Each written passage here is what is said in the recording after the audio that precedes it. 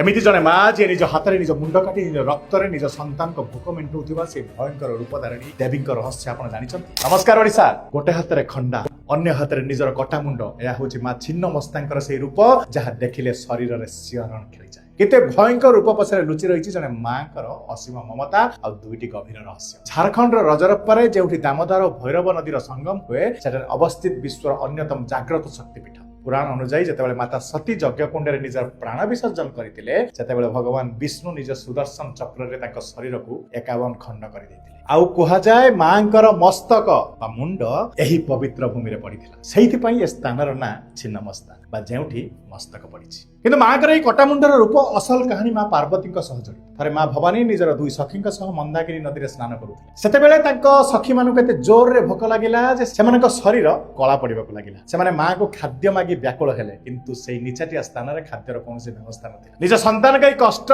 जने मां सही पारले नै। से संगे संगे निज हाथ रे खंडा धरिले एवं गोटे झटकारे निज मुंडरू शरीर को अलगा करदेले। मां को गलार रक्तर 3टी धारा बाहर। 2टी धारा तांको दुई सखी पाटी को गला एवं तृतीय धाराटी स्वयं मां को कटा मुंड ग्रहण कला। यही परि भाबे मां निज रक्त पियाई निज संतान को जीवन बंचैथिले बोली कथा कहवा जाय। यदि आपण मां को पाद को देखिबे से एक फुटिथिबा पद्म फूल ऊपर ठिया होइछन। आज तांको पाद तले सोइछन्ती स्वयं कामदेव एवं तांको पत्नी रति। यार अर्थ होउची मां छिन्नमस्ता काम वासना एवं मृत्यु ए तीनटी को निज पाद तले दଳି दैछन। से संसार रो समस्त मोह आ इच्छार ऊर्ध्वरे धन्य से जगत जननी मां कर बलिदान। यदि आपण भी मां कर ए अलौकिक महिमा को विश्वास करंती तबे कमेंट बॉक्स रे लिखंतु जय मां छिन्नमस्ता। नमस्कार, जय श्री राम।